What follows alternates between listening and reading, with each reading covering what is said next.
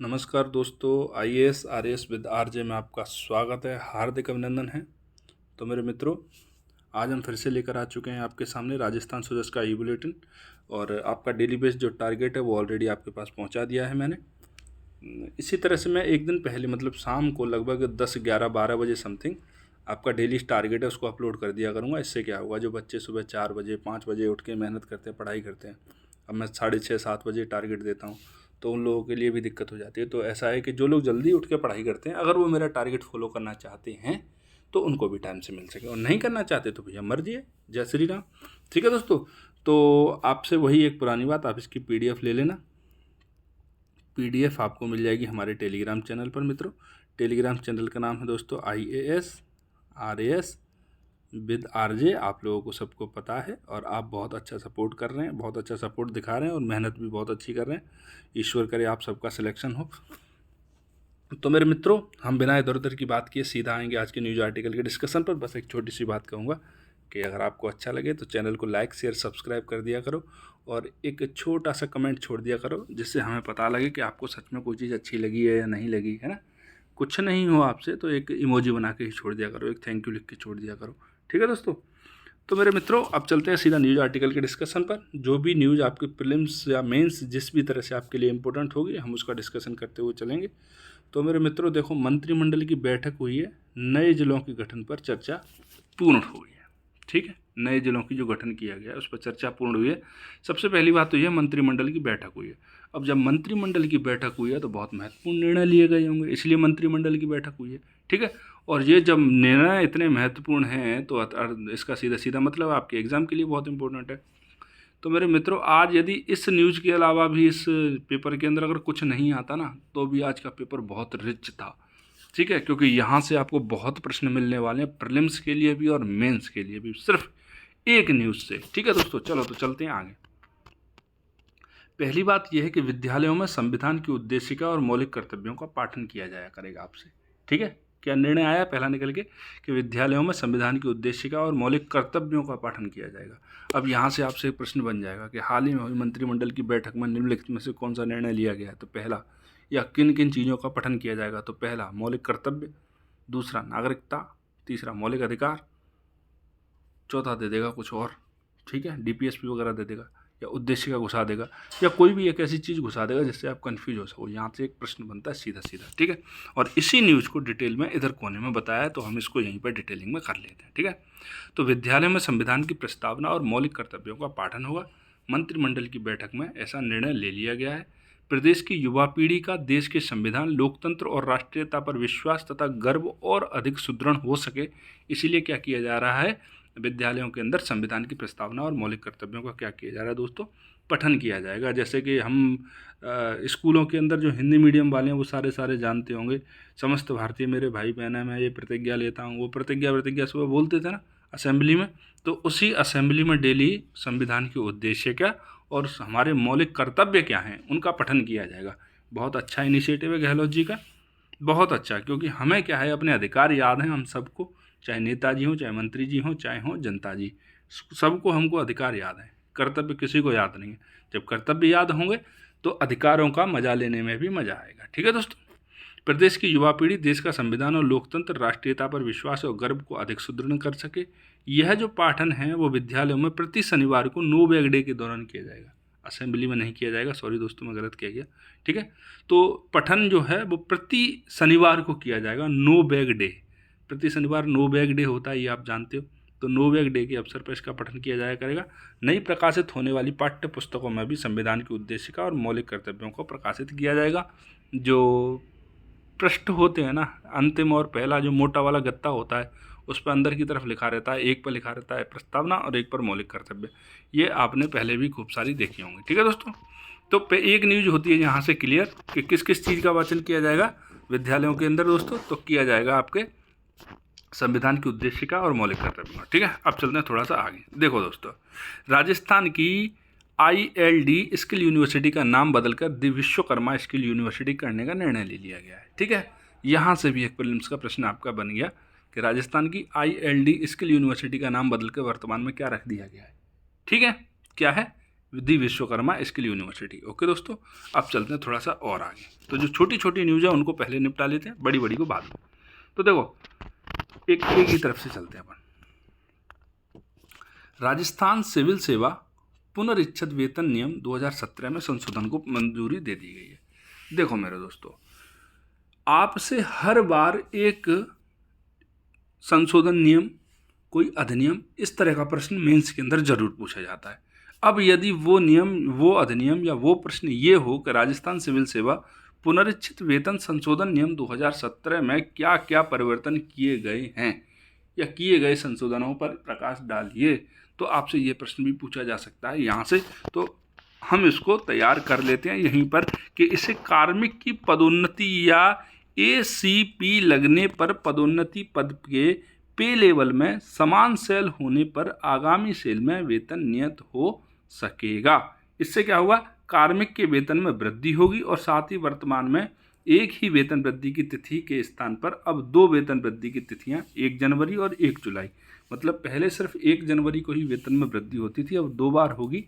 कब? एक तो 1 जनवरी को और 1 जुलाई को, ये निर्धारित किया गया। इससे क्या हुआ, कार्मिकों को प्रथम 6 माह वेतन वृद्धि 6 माह में मिल जाएगी। पहली कोई कार्मिक है नया लगा है, उसको पहली वेतन वृद्धि 6 माह के अंदर ही मिल जाएगी, फिर अगली वेतन वृद्धि फिर से 6 महीने के अंदर मिल जाएगी। मतलब जो वेतन वृद्धि है अब साल में 2 बार हुआ करेगी, एक तो पहली होगी जनवरी में, दूसरी होगी जुलाई के अंदर। ठीक है दोस्तों, 1 जनवरी और 1 जुलाई। इन संशोधनों से विभिन्न सेवाओं के पदनाम भी सेवा नियमों के अनुरूप हो जाएंगे। ठीक है मित्रों, यही एक छोटी सी बात थी। तो बड़ा प्रश्न नहीं बनेगा, छोटा प्रश्न ही बनेगा यहाँ पर। और प्रीलिम्स में आपसे इस तरह से पूछा जा सकता है कि समान वेतन या वेतन में संशोधन करने के लिए हाल ही में राजस्थान सरकार के द्वारा कौन सा नियम संशोधित किया गया है। तो आपसे पूछ लेगा राजस्थान सिविल सेवा नियम 2017, 2025, 2020, 2022, 2028 जो भी है पूछ लेगा आपसे, आपको 2017 वाला लगाना है। ठीक है मित्रों, अब चलते हैं थोड़ा सा और आगे।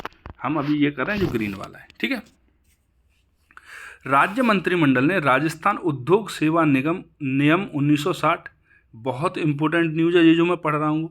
ठीक है, राजस्थान उद्योग सेवा नियम 1960, राजस्थान उद्योग अधीनस्थ सेवा नियम 1966 और राजस्थान राज्य एवं अधीनस्थ सेवाएं संयुक्त प्रतियोगी परीक्षा द्वारा सीधी भर्ती नियम 1999, जो आप राज्य और अधीनस्थ सेवाओं की परीक्षा देने के लिए जा रहे हो RAS की, वो वाली परीक्षा। ठीक है, संयुक्त प्रतियोगी परीक्षा द्वारा सीधी भर्ती नियम 1999 में संशोधन कर दिया गया है। ठीक है, किस किस में संशोधन किया गया, देखो राजस्थान उद्योग सेवा नियम 1960, राजस्थान उद्योग अधीनस्थ सेवा निगम 1966 और राजस्थान राज्य एवं अधीनस्थ सेवाएं संयुक्त प्रतियोगी परीक्षा द्वारा सीधी भर्ती नियम 1999 में संशोधन किया है। क्यों किया है, इसमें क्या दिया गया है, उद्योग विभाग का नाम बदलकर उद्योग एवं वाणिज्य विभाग करने का निर्णय लिया है। यही चीज़ इंपॉर्टेंट है।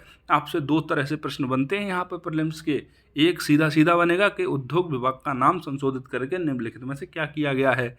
ठीक है, तो उद्योग एवं वाणिज्य विभाग किया गया है। ठीक, दूसरा ये प्रश्न बनता है यहाँ से, रिवर्स प्रश्न बनेगा कि उद्योग विभाग का नाम बदलकर उद्योग एवं वाणिज्य विभाग किया गया है, इसके लिए निम्नलिखित में से किन नियमों में संशोधन किया गया है। तो आपसे पूछ लेगा ये।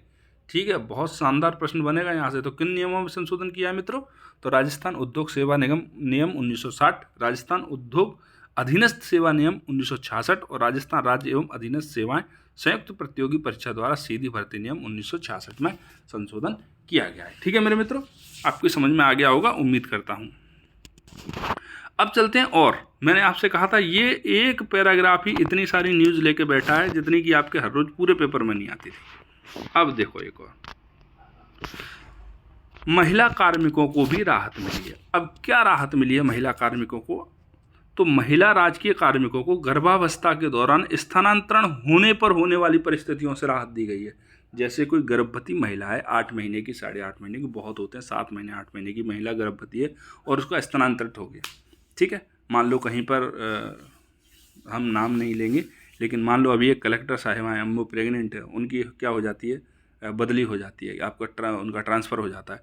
तो ऐसी कंडीशन में देखो, ट्रांसफ़र होने की कंडीशन में क्या होता है, एक निश्चित डेट के बाद क्या होता है, अपना बंगला घर खाली करके जाना पड़ता है और दूसरी जगह पर जाना पड़ता है। लेकिन क्या किया है राजस्थान सरकार ने कि allotment of residential accommodation, Rajasthan civil services rules 1958, इसमें एक संशोधन किया है और इसके द्वारा क्या है कि महिला कर्मचारी आवंटित राजकीय आवाल को मातृत्व अवकाश की समाप्ति तक सामान्य किराए पर रख सकेगी। मतलब ये है, जिस बंगले के अंदर वो रह रहे थे सरकारी खर्चे पे, अब उनका सामान्य किराया देना पड़ेगा। स्थानांतरण हो गया तो सामान्य किराया तो देना पड़ेगा, विशेष नहीं देना पड़ेगा, लेकिन सामान्य किराए पर ही वो मातृत्व अवकाश जितने भी दिन का उनका होगा उस मातृत्व अवकाश को वहाँ पर ही काट सकेंगे। ठीक है, वहाँ पर ही बिता सकेंगे। ठीक है, उनको जाने की जरूरत नहीं है बीच से बीच।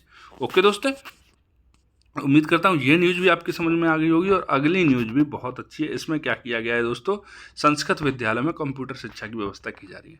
ये इतनी इंपॉर्टेंट नहीं है औरों को देखते हुए, लेकिन फिर भी ठीक है। राजस्थान संस्कृत शिक्षा राज्य एवं अधीनस्थ सेवा विद्यालय शाखा नियम 2015 में वरिष्ठ कंप्यूटर अनुदेशक एवं बेसिक कंप्यूटर अनुदेशक के पदों को सम्मिलित करने एवं नई अनुसूची जोड़कर पदों पर भर्ती के लिए स्कीम और सिलेबस को शामिल करने के प्रारूप का अनुमोदन किया गया है। इसमें कुछ नहीं है, सिर्फ आपको ये चीज़ देखनी है कि राजस्थान संस्कृत शिक्षा राज्य एवं अधीनस्थ सेवा नियम 2015 इसमें संशोधन किया गया है। क्यों किया गया है? क्योंकि इससे विद्यालयों में, इस स्वीकृति से विद्यालयों में कंप्यूटर अनुदेशकों का पदस्थापन हो सकेगा और विद्यार्थियों को कंप्यूटर की शिक्षा मिल सकेगी। बस इतनी सी बात है, ज़्यादा इम्पोर्टेंट नहीं है। अब ये तो हो गई दोस्तों प्रीलिम्स की बात। अब चलते हैं मेंस की तरफ। मैंने आपसे कुछ दिन पहले एक प्रश्न पूछा था कि जो नए राज्यों का गठन है वो प्रशासनिक सुविधा किस तरह से देगा, तो उसी पर ये प्रश्न है और उसी का आंसर है, और इतना शानदार आंसर है कि आप इसको यदि लिखते हो ना एज इट इज़, किसी माई के लाल में दम नहीं है कि 10 में से 8 से कम नंबर दे दे आपको। वैसे 10 में से 6 से ज़्यादा एवरेज नंबर किसी को मिलते नहीं है। यदि आप 10 में से 6 चल रहे हो ना तो आप टॉपर्स की रैंक में चल रहे हो, लेकिन 10 में से 8 देगा अगर आप इसको ऐसे लिख गए तो। ठीक है,